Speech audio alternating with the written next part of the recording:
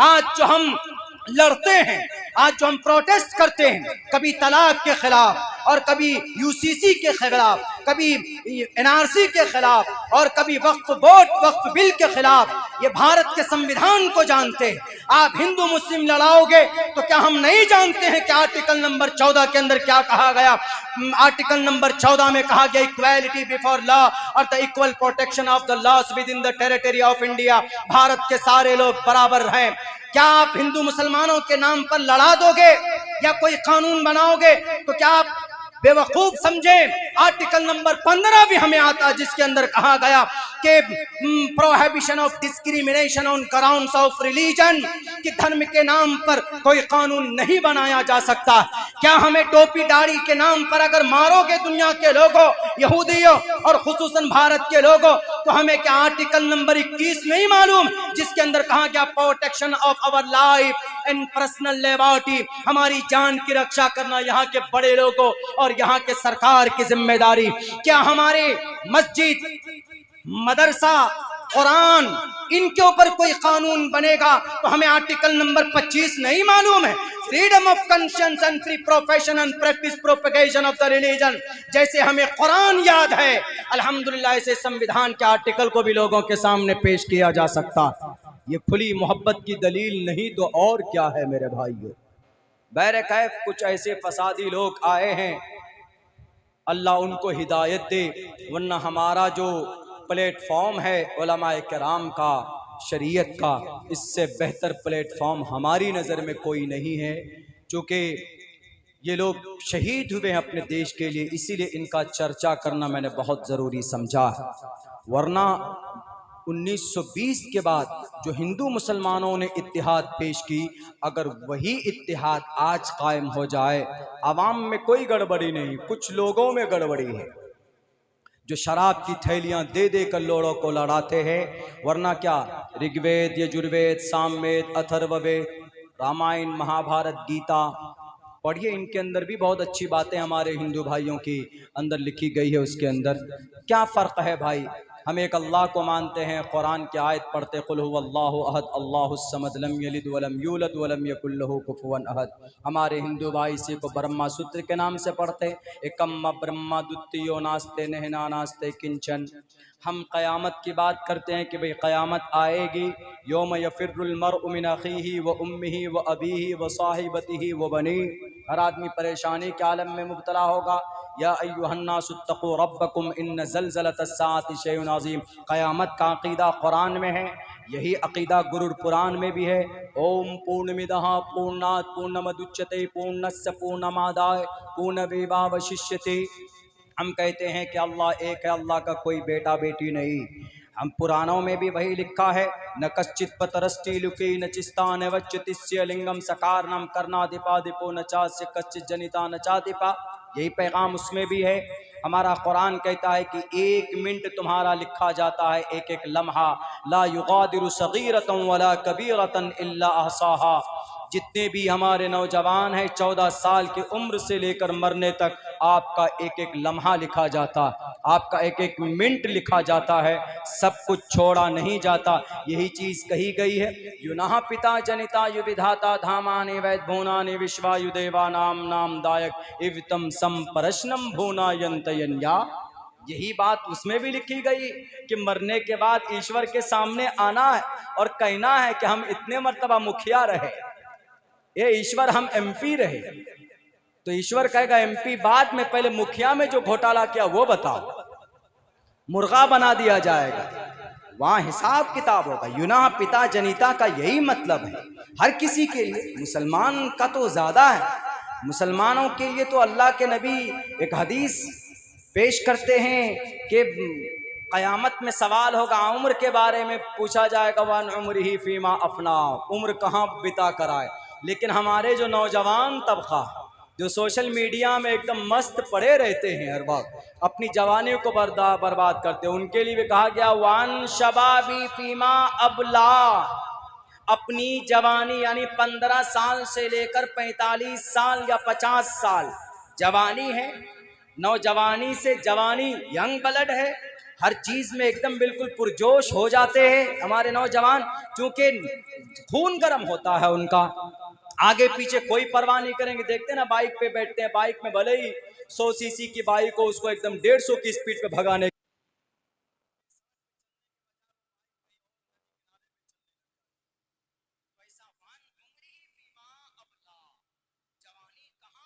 करके आए हेलो हवाईयू में, किसी मैडम के चक्कर में या शराब के चक्कर में।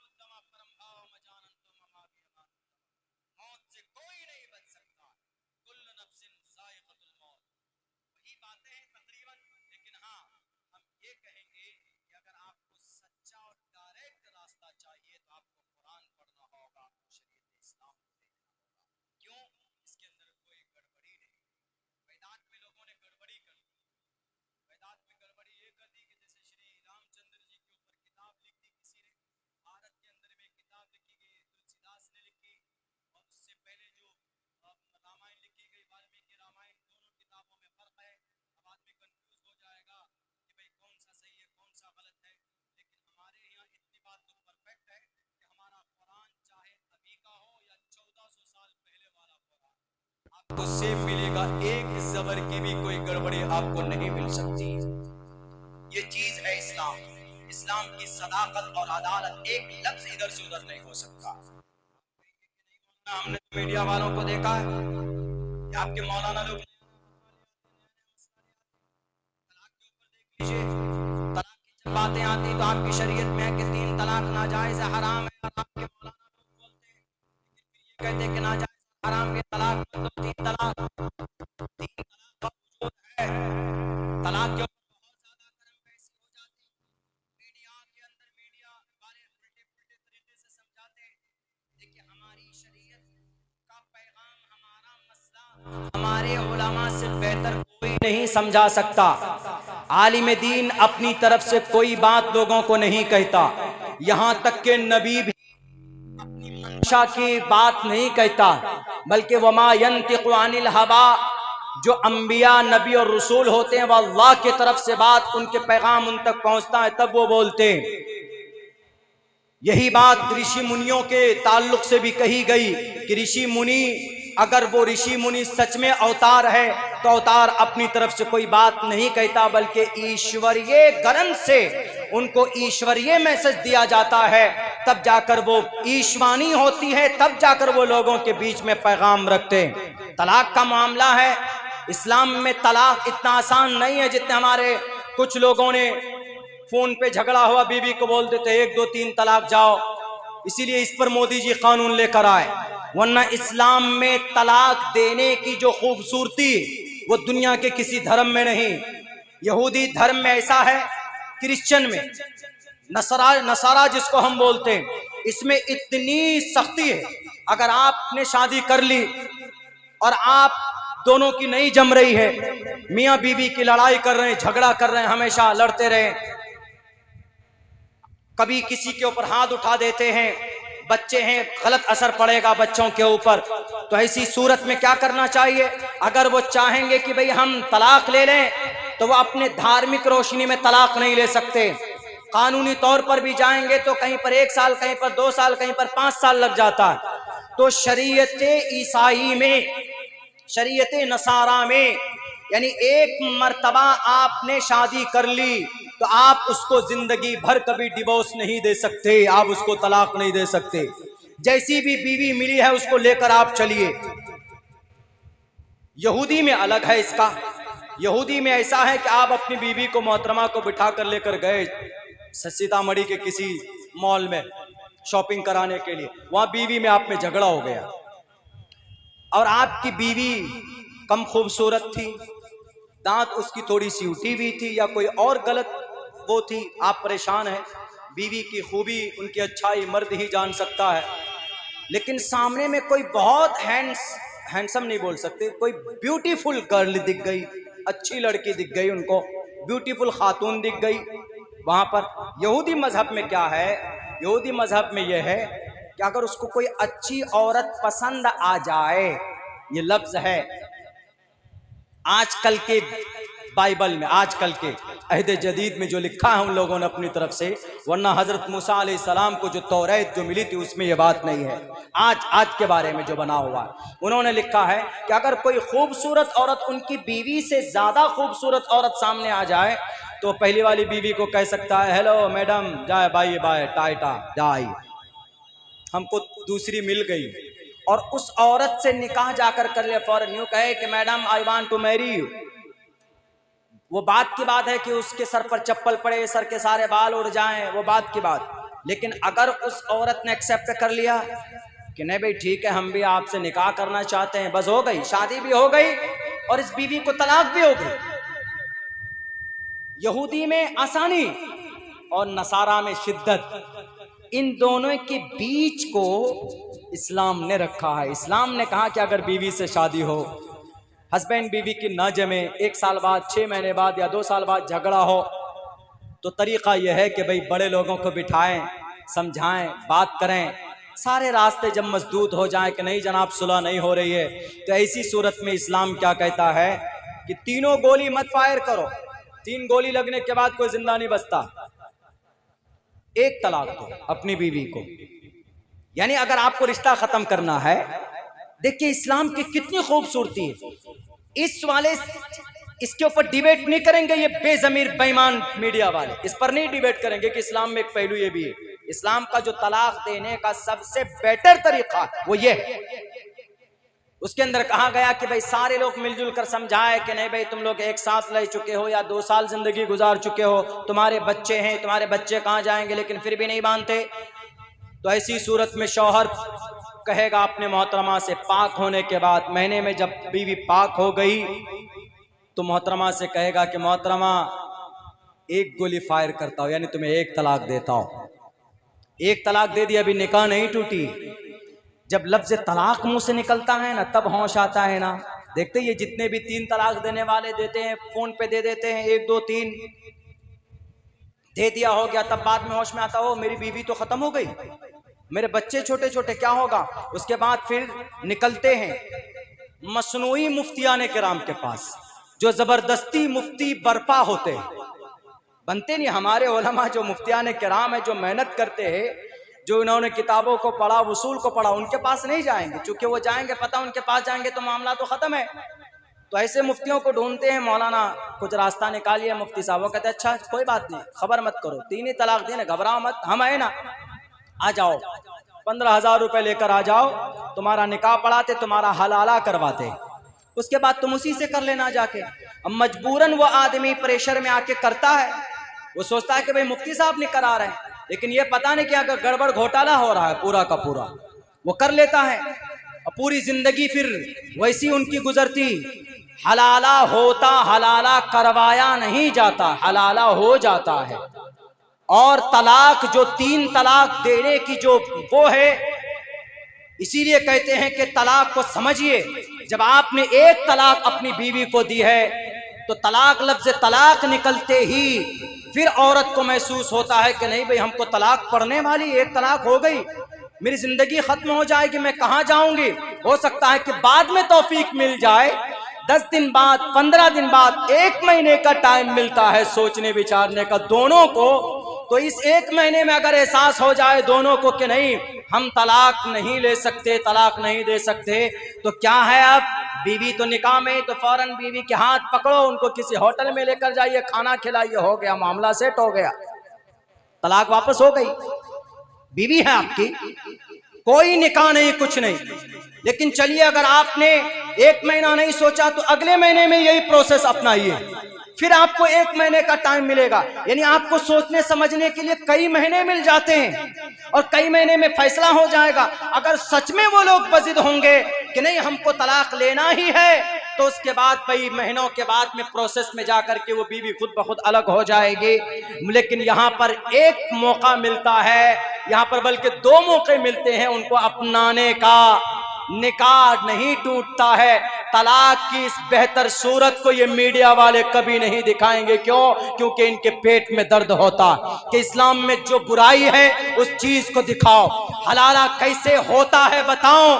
हलाला ऐसे होता है जैसे आपने बीवी को तलाक दे दी, आपकी बीवी आपसे अलग हो गई। अब उस बीवी ने सोचा मेरी जवानी बाकी है, मैं किसी से रिश्ता करना चाहती हूँ। उसने किसी और से निकाह किया, इत्तेफाक से उसका शौहर वहां पर पहले वाले से ज्यादा बुरा निकल गया, या उसका शौहर का एक्सीडेंट हो गया, या किसी वजह से मौत हो गई। अलबत्ता वो भी शौहर उसका खत्म हो गया, फौत हो गया इस दुनिया से। अब उस बीवी सोचती है कि यार कुछ भी था, मेरा पहले ही वाला शौहर ठीक था। तो अब ऐसी सूरत में ये पहले वाले शौहर से निकाह कर सकती है। ये जो दूसरी शादी इसकी ही भी दूसरा निकाह हुआ, इसको खुला, इसको हलाला माना जाता है। हलाला होता है, हलाला करवाया नहीं जाता है। हलाला करवाने वाले जो डुप्लीकेट मुफ्तियाने किराम है, जो इन्होंने बाजार खोल रखे हैं कुछ जगहों के ऊपर शरीयत को बदनाम करने के लिए, उसी सिस्टम को ये मीडिया वाले लेकर इस्लाम को बदनाम करने की कोशिश करते हैं। वरना इस्लाम में जो खूबसूरती, मैं चैलेंज के साथ कह सकता हूं कि भाई कोई माए का लाल अगर दावा करे तो जनाब मोहम्मद रसूलुल्लाह से बेहतर तरीका और सिस्टम कोई नहीं बता सकता। जनाब मोहम्मद रसूलुल्लाह सल्लल्लाहु अलैहि वसल्लम इंसानियत के मुजस्समा थे। कोई माए का लाल अपने जानी दुश्मन को माफ कर सकता है, अपनी बीवी, अपनी बेटी के कातिल को माफ कर सकता है? नहीं कर सकता है। अल्लाह के नबी ने अपनी बेटी के कातिल हिबार इब्न अस्वद को माफ किया है नजरों के सामने में। उनकी बीवी को नेजा मारा था, हालते वो हमल से थी, उनका हमल भी साकित हुआ और उसी जख्म से पूरी अपनी जिंदगी के अंदर उनकी वफात भी हो गई। अपनी जानी दुश्मन, अपनी बेटी के कातिल को अल्लाह के नबी ने माफ किया। अपने चचा के जिस्म के टुकड़े करने वाले जुबैर बिन मुतइम का गुलाम वहशी रज़ी अल्लाह ताला अन्हु बाद में ईमान लाए। अल्लाह के नबी के जिस्म के टुकड़े करने वाले वहशी को भी अल्लाह के नबी ने सीने से लगाया है। कोई माए का लाल जो कहे अल्लाह के नबी का जानी दुश्मन अबू जहल का बेटा, उसको भी आप अलैहिस्सलाम ने माफ कर दिया है। यहाँ तक कि कई ईमान वालों का कत्ल करने वाला अब्दुल्ला इब्ने असद, अल्लाह के नबी ने फतेह मक्का के मौके पर उनको भी माफ किया। इतना बड़ा दिल वाला अगर कोई है वो जनाब मोहम्मद रसूलुल्लाह सल्लल्लाहु अलैहि वसल्लम। उनकी लाई हुई शरीयत गलत कैसे हो सकती? बहरकैफ मेरे भाइयों, बड़ी कुर्बानियों के साथ, बड़ी मेहनत के साथ ये इस्लाम हम तक आया है, पहुंचा है। वक्त काफ़ी हो चुका है, चूँकि मुझे लंबा सफ़र भी करना है और भी लोग बैठे हैं, शायद उनकी भी बात होनी, लेकिन इतनी बात समझ में आनी चाहिए हमारी भी और लोगों की भी कि मेरे साथियों, मेरे दोस्तों, इस्लाम से बेहतर सिस्टम और निज़ाम दुनिया के अंदर किसी भी मज़हब में नहीं है। उसकी वजह ये जो हमारे इस्लाम के खातिर जितने भी लोग शहीद हुए, चूँकि इनको बात समझ में आ गई थी कि इससे बेहतर सिस्टम दुनिया में कहीं नहीं, इसीलिए उनके सामने अपनी जान की कोई उन्होंने कीमत नहीं समझी, फ़ौरन शहीद हो गए। फ़ौरन जो आया मैदान में, चलो भाई अपनी जान। अबू जहल को अबू जहल ने पूछा बीवी सुमैया से कि सुमैया, आज तुम अपनी जान बचाओगी कि ईमान बचाओगी? दोनों टांगों को दो मुखालिफ सिमतों में बांध करके कहा था। आजकल हम और आप होते तो फ़ौरन कहते कि हम आपको मानते, अपनी जान बचाने के लिए ईमान का सौदा कर लेते। सुमैया ने कहा कि एक जान क्या अबू जहल, अगर लाखों जानें अल्लाह मेरी ज़िंदगी में मुझे दे दे तो मैं हर एक जान को शरीयत इस्लाम के नाम पर, नबी के नाम पर, रब की वैदानियत के नाम पर कुर्बान करने के लिए तैयार हूँ, लेकिन कभी भी तुमसे अपने ईमान का सौदा करने के लिए तैयार नहीं हूँ। ये जवाब सुनना था कि अबू जहल ने दोनों ऊँटों को दो सिमतों में चलाया, बीबी सुमैया को बीच से चीर कर रख दिया गया, लेकिन ईमान का सौदा नहीं किया। उन्हीं की शहादत की वजह से आज इस्लाम यहाँ तक पहुँचा है हम तक। और हम लोग ये हैं कि नमाज नहीं पढ़ते। हमारा खुसूसन यंग ब्लड नौजवान अपनी ज़िंदगी को ज़ाय किए हुए। मेरे नौजवानों, एक ख़ास पैगाम जो मैं देना चाहता था वो ये है कि अगर आप अपनी ज़िंदगी के अंदर एक गोल सेट कर लें, अगर आप अपनी ज़िंदगी के अंदर एक टारगेट फिक्स कर लें तो इंशाअल्लाह आपको आपकी ज़िंदगी के अंदर कामयाबी मिलेगी। सुपर पावर ताकत को झुकाया है गज़ा पट्टी में। गज़ा पट्टी में पता है कितने बारूद, तकरीबन 60,000 टन RDX बारूद डाला गया है। कहाँ पे? गज़ा पट्टी में। आज भी वहाँ पर जंग जारी। गज़ा पट्टी कोई बहुत बड़ा इलाका नहीं है, बल्कि मैं समझता हूँ कि आपकी सीतामढ़ी का जो रकबा है, जितनी बड़ी सीतामढ़ी का रकबा है, क्षेत्रफल है, उतना ही बड़ा गज़ा पट्टी है। और गज़ा पट्टी एक तरफ से तो समंदर से घिरा हुआ है और दो तरफ से जो बॉर्डर है उसका इसराइल में खुलता है, और एक तरफ से रफा बॉर्डर वो मिस्र में खुलता है, लेकिन उसको भी वो लोग खोल नहीं रहे, मिस्र वालों ने बंद कर दिया। लेकिन आयरन डोम दुनिया के किसी भी मुल्क के पास नहीं है। यहूदियों के पास है, इसराइल के पास आयरन डोम है, लेकिन उस आयरन डोम को भी किसी ने झुकाया। आयरन डोम मतलब आसमान में मिसाइल को ट्रैक कर कर नष्ट करना, ये ताकत है इसराइल के पास, उसी को आयरन डोम कहा जाता। उसकी इतनी गोला बारूद की बरसात में उसको अगर चने, लोहे के चने चबवाया है तो वह कौन है पता है? सिर्फ 5,000 नौजवान है हमास के। गज़ा पट्टी के 5,000। आर्मी नहीं है उनके पास बड़े बड़े हथियार भी नहीं है, लेकिन पता है कौन सी ताकत है? उन 5,000 नौजवानों में 3600 नौजवान हाफिज कुरान है। रातों को कुरान पढ़ते हैं तहज्जुद में, और सुबह उठकर जो भी अपने पास हथियार होता है फी सबीलिल्लाह, अल्लाह के रास्ते में निकलते हैं। एक एक गज़ा पट्टी का जवान 10-10 यहूदी आर्मी के ऊपर भारी पड़ जाता। क्यों? उनको मौत का खौफ नहीं है, वो अल्लाह तबारक व ताला से डरते हैं, किसी से नहीं डरते। वहां का बच्चा पिछले 8-9 महीने के अंदर 7 अक्टूबर सन 2023 से लड़ाई चल रही है अभी तक। अभी अगले महीने 2 महीने के बाद अक्टूबर आने वाला, 1 साल से मिटा नहीं पाया। क्यों? कैंपों में जो औरतें बैठी है ना, कैंप में जहां वहां सड़कों के किनारे जो औरतें बैठी हुई, उनका घर तो तोड़ दिया गया। तो वहां पर वो लोग घर से जब भागते, वो लोग कुछ नहीं लेकर जाते, कुरान उठाते, कुरान लेकर जाते। और पिछले 8-9 महीने के अंदर में तकरीबन 39,000 हाफिज कुरान बने हैं सड़क के किनारे बैठकर, गज़ा पट्टी के माएँ और बहनें। ये मोहब्बत हम में नहीं है अपने कुरान की। अल्लाह के नबी ताजिर भी थे, अल्लाह के नबी बॉडी बिल्डर भी थे, और अल्लाह के नबी मुजाहिद भी थे, और अल्लाह के नबी पैगंबर और रसूल भी थे। सारी सलाहियतें मौजूद थी। लेकिन आज हमारे नौजवान क्या कर रहे हैं? सोशल मीडिया पर कीमती वक्त ज़ाया हो जाता, नमाज नहीं पढ़ते।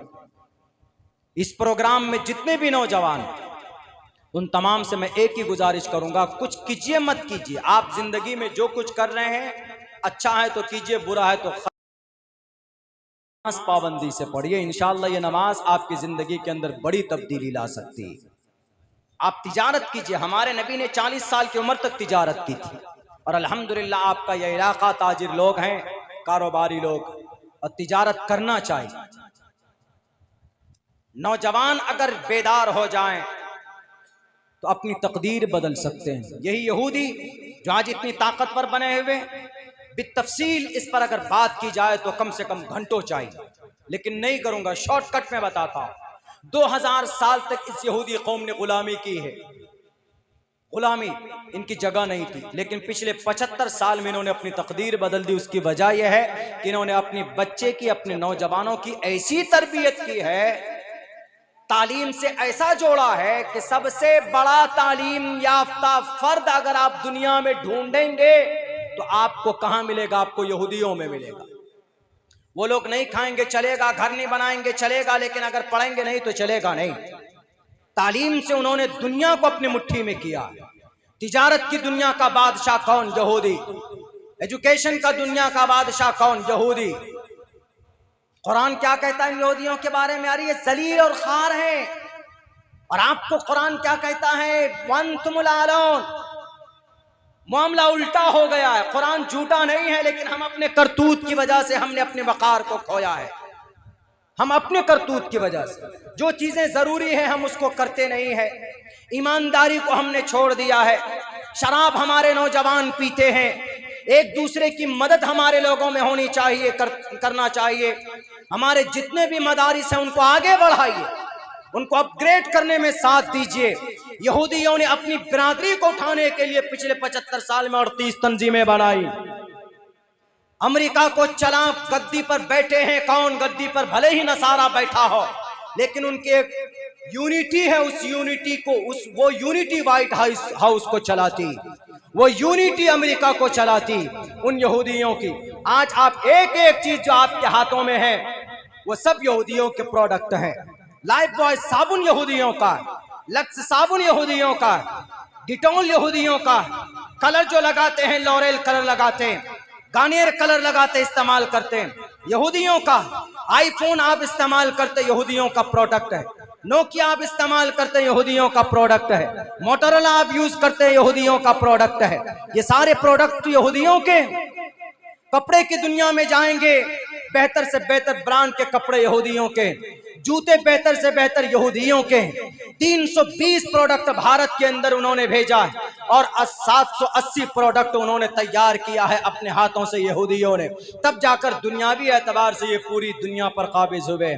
आज यहूदियों का इसराइल का मुकाबला दूसरे लोग क्यों नहीं कर पा रहे? क्योंकि इन्होंने सबके मुंह में डॉलर इतने दिए, इतने डॉलर दिए हैं कि उनके खिलाफ कोई बोल ही नहीं सकता। इतने मालदार। 75 साल पहले भीख मांगते थे वो। उनको फलस्तीन के लोगों ने कहा कि आके बस जाओ, वहां पर बसे क्या कि जनाब आहिस्ते आहिस्ते उन्होंने पूरा वो कर लिया। तो एक सबक हासिल करने की जरूरत है कि भाई 2000 साल तक जो गुलामी कर रहे हैं, आज वो इतने काबिज कैसे हो गए, इतने ताकतवर कैसे हो गए? उन्होंने मेहनत की है मेरे भाइयों, मेरे साथियों। अब देखिए भाई हम लोगों को भी इनाम मिलने लगा माशाअल्लाह। चलिए, तो बहरे कैफ तब्दीली की ज़रूरत है, खुसूसी तौर पर नौजवानों में। कुछ कीजिए मत कीजिए, अपने बच्चों को तालीम ज़रूर दीजिए। बेसिक तालीम मस्जिद, मदरसे, मकतब में भेजकर अपने बच्चों को दीजिए। उसके बाद बेहतर है कि आप बच्चे को आलिम दीन बनाएं। लेकिन अगर आप नहीं चाहते, आप चाहते कि हमारा बच्चा एकेडमिक क्वालिफिकेशन हासिल करे, तो कम से कम अपने बच्चे को हाफिज़ बना दीजिए। हाफिज़ बनाने के बाद उनको हायर स्टडीज़ कराइए, उनको नीट में बिठाइए, उनके यूपीएससी की तैयारी कराइए, या उनको कोई और कुछ और पढ़ाइए मेरे भाइयों। लेकिन बच्चों को पढ़ाइए ज़रूर, तब जाकर इंशाअल्लाह माशरे की भी इस्लाह होगी और हमारी जो ताकत है वो हम दुनिया को बता पाएंगे। वक्त नहीं है, वरना मैं बताता कि आज ये दुनिया, अंग्रेज तो बाद में तरक्की की, हमसे सब कुछ लेकर। दुनिया का सबसे पहला और बड़ा डॉक्टर हमारा अबू बकर मोहम्मद बिन ज़करिया राजी, दुनिया के सबसे बड़ा स्पेशलिस्ट ऑपरेशन करने वाला अबुल कासिम अज़्ज़हरावी, दुनिया के अंदर दवाई की खोज करने वाला, ऑर्गेनिक दवाई की खोज करने वाला जुनैद बगदादी, ये 1.5 आंख वाले बाबा नहीं है हरिद्वार वाले रामदेव बाबा, बल्कि इसकी खोज बहुत पहले की गई है। कीमिया, इल्म कीमिया के ऊपर जाबिर इब्न हय्यान की पकड़ है, देख लीजिए। मोहम्मद बिन ज़करिया अर्राजी, डॉक्टरों का इमाम, और एक डॉक्टर जिनकी किताबें आज भी पढ़ाई जाती है यूरोप के अंदर, बल्कि शेख हुसैन इब्न अली सीना MD डॉक्टर बनाया जाता इसकी किताब को पढ़ा करके मेरे भाइयों। इसलिए सारी चीज़ें हमारी थी, दोबारा उस वक्त को पलटने की ज़रूरत है, और वो रास्ता सिर्फ एक ही है, वो तालीम का रास्ता है। हमें कभी उम्मीद है कि हम अपने बच्चों को ज़रूर तालीम देंगे, और इंशाअल्लाह हम में से हर आदमी अपने घर के अंदर इस्लाह की कोशिश करेंगे तो समाज सुधरे। सुधरेगा, नौजवानों के अंदर तब्दीली आएगी। और जब हमारी ये नस्ल सही ढंग से सही नहज पर आ जाएगी तो मेरे भाइयों फिर हमारे खिलाफ ना तो कोई कानून बना पाएगा, ना तो हमारे खिलाफ कोई साजिशें रच पाएगा। उसकी वजह यह है कि आज हम कमज़ोर है, सब तिजारती एतबार से हम कमज़ोर है, सियासी एतबार से हम कमज़ोर हैं, मिली समाजी एतबार से हम कमज़ोर हैं। हमें हर एतबार से मजबूत होना होगा। उसके लिए सिर्फ एक ही रास्ता है, education, primary education. The primary aim of education is to prepare and to qualify the new generation for participation in the development, cultural, society and villages and our cities. आप तालीम को तो अपने हाथ में लो, आपको कोई बेवकूफ नहीं बना पाएगा। आप आंखों में आंखें डाल कर बात करोगे, लेकिन तभी हो सकता है जब आपके बच्चे पढ़े लिखे होंगे। हमें उम्मीद है कि इंशाअल्लाह अपने बच्चों को जरूर पढ़ाएंगे, पढ़ाई के ऊपर पैसे खर्च करेंगे। यहूदी लाखों डॉलर खर्च करते हैं। हमारे ये बड़े जो गल्फ कंट्री वाले, इनसे ज्यादा दौलत अल्लाह ने किसी को नहीं दी। ओमान, बहरीन, कतर, यूएई, लेकिन इन्होंने तालीम पर खर्च नहीं किया है, बल्कि इन्होंने बड़ी बड़ी बिल्डिंगें बनाने में पैसे खर्च किए। वो बना दिया उन्होंने बुर्ज खलीफा। कौम का क्या भला हुआ? बुर्ज खलीफा बनाया। अंग्रेज ने ऑक्सफोर्ड यूनिवर्सिटी बनाई, हार्वर्ड यूनिवर्सिटी बनाई। तुमने क्या बनाया? बुर्ज खलीफा बनाया। और एक और बन रहा है, 27 एकड़ जमीन दी गई बुत परस्ती के लिए। कहां? यूनाइटेड अरब अमीरात के अबू धाबी में 27 एकड़ जमीन, 971 करोड़ में बुत, बल्कि वहां पर बुत परस्ती का एक अड्डा जमाया गया। उसकी शुरुआत भी हो चुकी। अगर वही 27 एकड़ जमीन अबू धाबी में किसी यूनिवर्सिटी के लिए, इस्लामिक यूनिवर्सिटी खोलते, कोई मदरसा खोलते, तो कौम की तकदीर बदल सकती थी, लेकिन नहीं बदलती। मेरे भाइयों, तालीम को अपनाना होगा, आपके अपने बच्चों को खड़ा करना होगा, तो इससे देश भी तरक्की करेगा और हमारा समाज भी तरक्की करेगा और हम भी तरक्की करेंगे। अल्लाह से दुआ करता हूँ अल्लाह तबारक व तआला कहने सुनने से ज्यादा अमल की तौफीक अता फरमाए। बहुत बहुत शुक्रिया, जज़ाकल्लाह। अस्सलामु अलैकुम व रहमतुल्लाहि व बरकातहू।